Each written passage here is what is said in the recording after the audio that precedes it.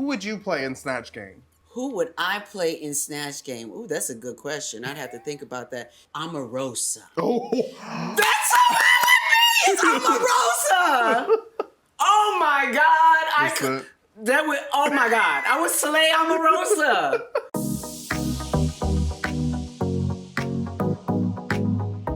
What does it say underneath your hat? Oh, it says Black Excellence. ooh, black is dope. Black is dope, and then underneath the front it says Black Excellence. I love that. Yeah. Welcome. Oh, cute. Yeah. Oh, I got some tea for you. I bet you do. I bet you do. What are you giving us today? This look. What's your theme today? My theme is I'm done playing. That's the theme. Yeah. I'm done playing. Like, I mean business, and people know me to be a very compassionate and, passionate, caring, spiritual person, all of these things, and some wonderful things.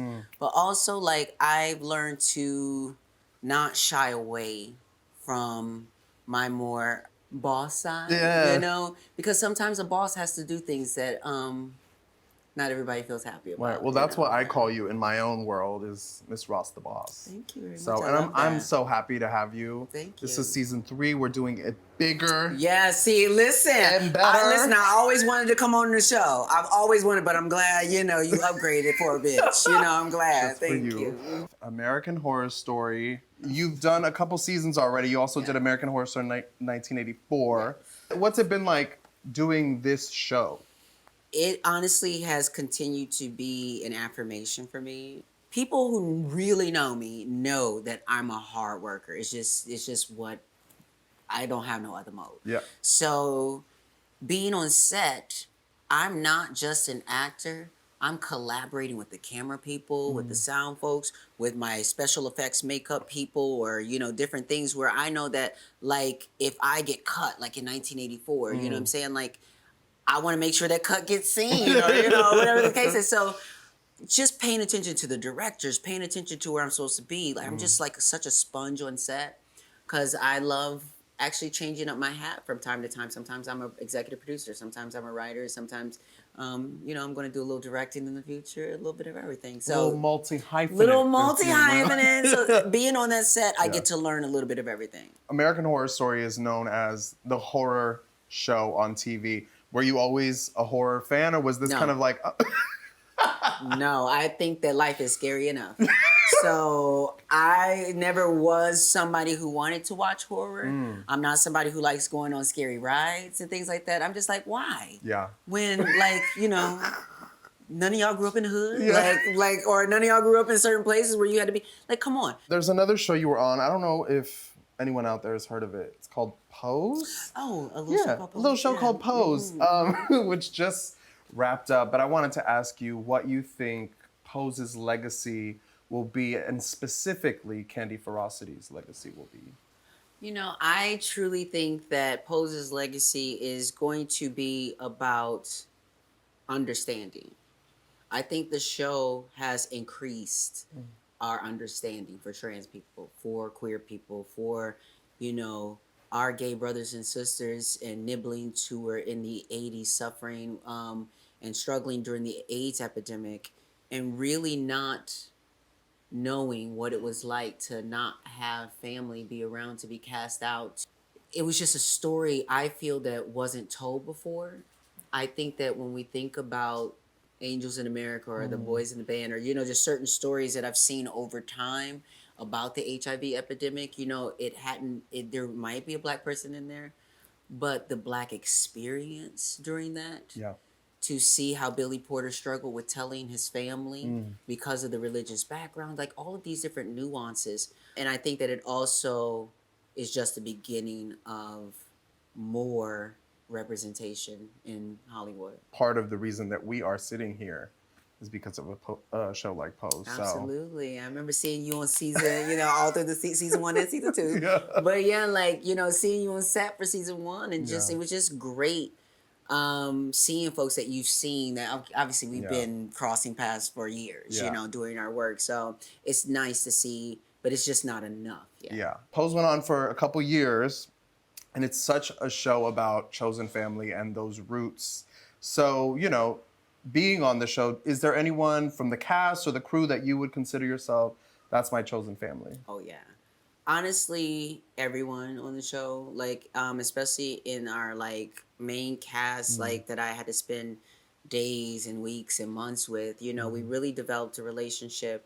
I'm probably the closest with Haley Sahar and Delon Burnside. We call each other, we check on each other, we go on trips together sometimes. Yeah, I've We went seen- to Vegas to see Janet Jackson Yeah, I saw that. That during the was so cute. birthday. Yeah. Then there's like India Moore, who is just like my heart, because to watch them evolve and learn in the public eye, and to also continually do better and make me think differently. And it's just so she's someone whose advocacy I will always support. MJ, and just seeing her shine in the music world is just bringing me so much joy. Yeah. When I saw her music video come out, do you know how hard I gagged? In a good way, you know what I'm saying? I just gagged because I'm like, it was everything. It's everything to see my people live. Just seeing the hustle that everyone had before the money and the Yeah. teams, Yeah. we were Yeah. making it happen for ourselves. So when you see a Absolutely. music video, when you see you presenting at the Creative Arts Emmys, you have to sit back and be like, wow. It's like, we deserve. Oh, we definitely deserve. You Let know? me tell you, we deserve. We'd have been deserved, but definitely we deserve. And I'll say it this way: it's hard work. It's about showing up. Right. It's about showing up even when it ain't all about you. It's about showing up and doing the work. And I just want to encourage so many people out there. Like, folks don't truly understand enough that you honestly can do whatever you want to do. You can be whatever you want to be, whatever you're willing to work at.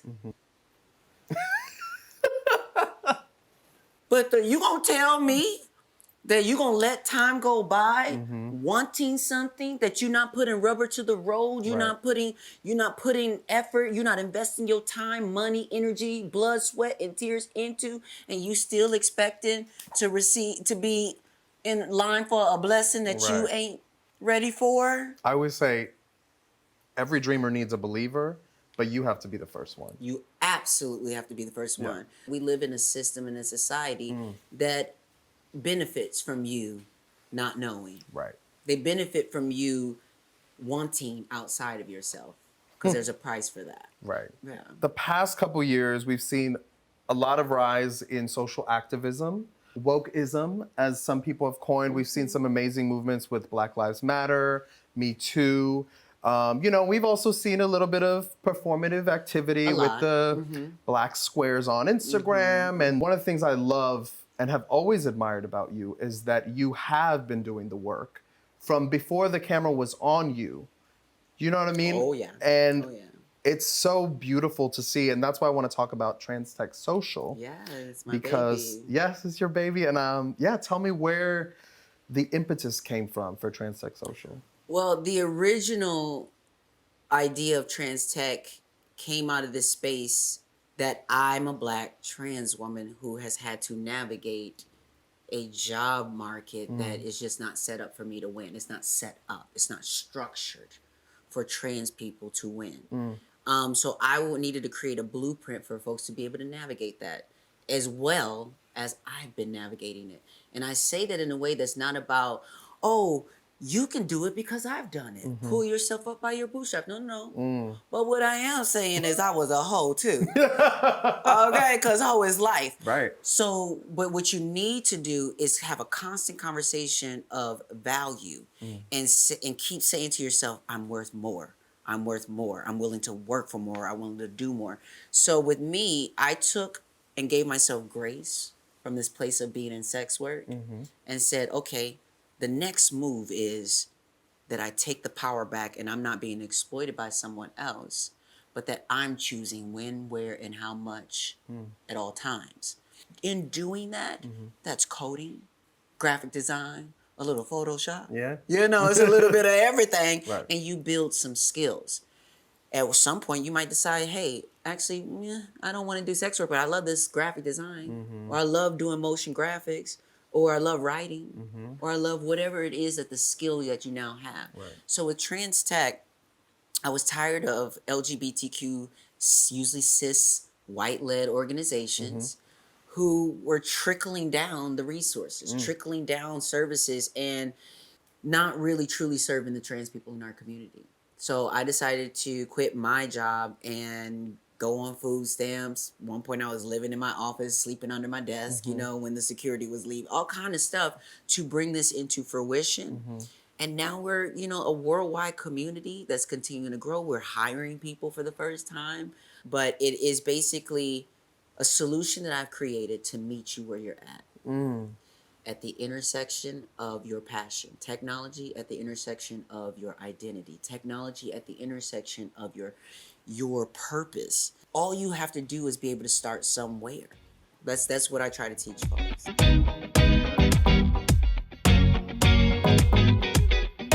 One of my favorite internet deep cuts is you and Laverne out on the street, TMZ.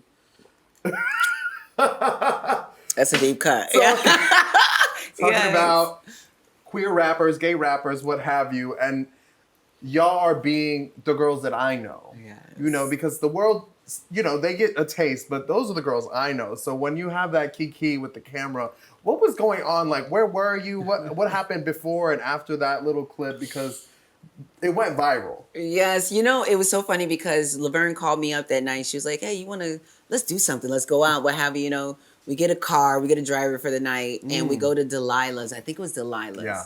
And we just were having it was just us. Yeah. And, you know, I just never want to take that for granted, those moments to just be girls having a fun night out. Yeah. No transphobia, no drama, Right. you know? And so when those cameras came up to us afterwards, after we're coming out of Delilah's, what I love so much about that clip is the essence and the energy, because I know that we were just, I didn't care those cameras were there. I'm like, whoo, child, we all know, you know? Like, And Laverne's just like, girl. I know. That's what I love about the girls and, you know, having girlfriends and just time. But like, I love the message. I love supporting Lil Nas X. Yeah. And I love seeing him flourish. I love it so much because I see my nephew in him. My nephew's 25 and a gaby. You know, he is so queer, and we are watching RuPaul's Drag Race. Lord, every season of RuPaul's Drag Race is now on repeat in our house. So much so that he now has a playlist of RuPaul's music available on iTunes. So he's like, you wear it well. I'm like, okay, yes, we got it. Okay. Who would you play in Snatch Game? Who would I play in Snatch Game? Ooh, that's a good question. I'd have to think about that. Omarosa. Oh. That's hilarious! Omarosa! Oh my God! Oh my God! I would slay Omarosa. Ryan Murphy. I'm sure there's gonna be. Wait a second! Oh my God! Ryan Murphy! Oh my God! American Crime Story, Omarosa. Because that's a crime against Black people.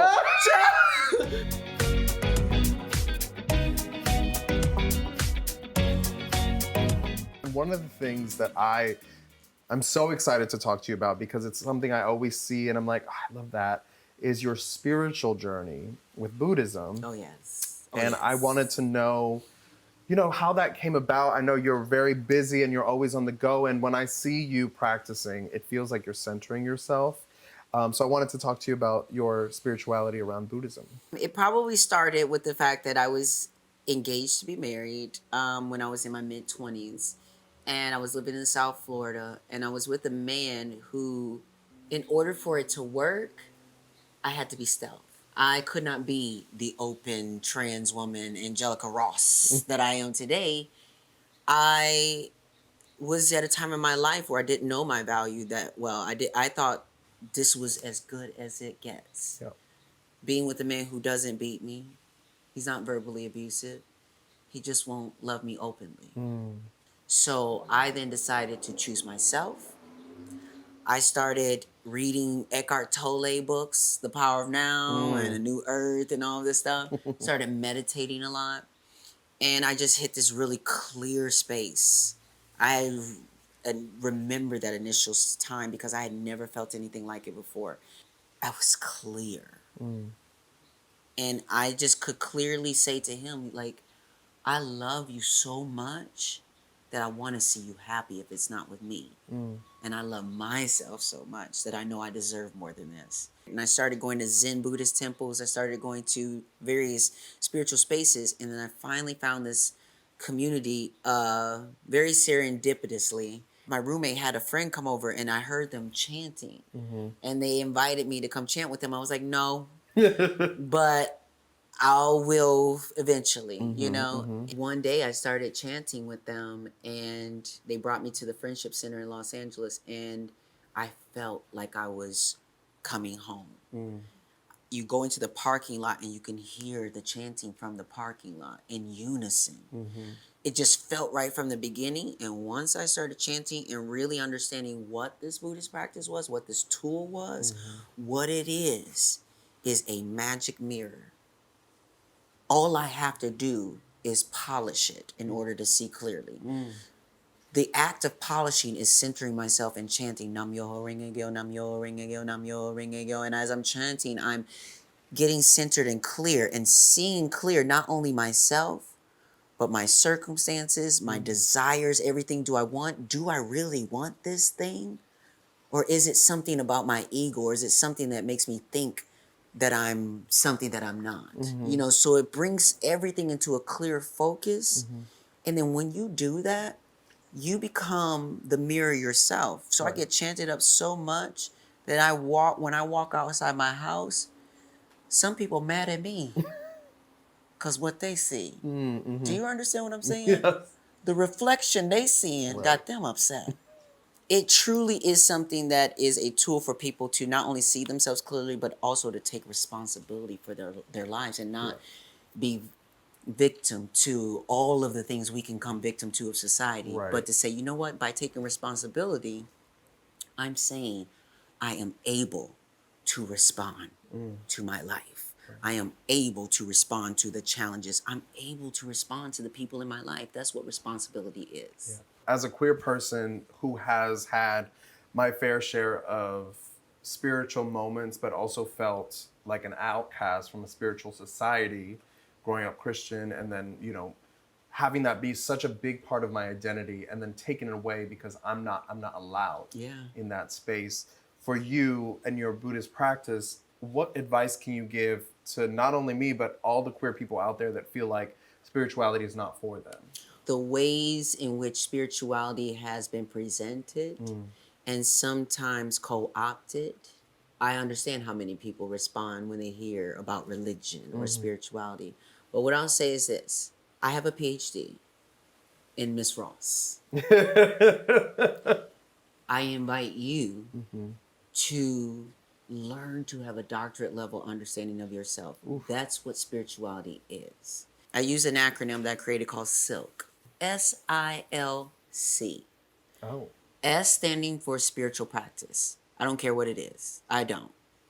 But please have a conversation with your soul because you have to take responsibility for that. Secondly, intrinsic value. You have to understand that you absolutely have value. It's inherent. But you also have to respect that so does everybody else.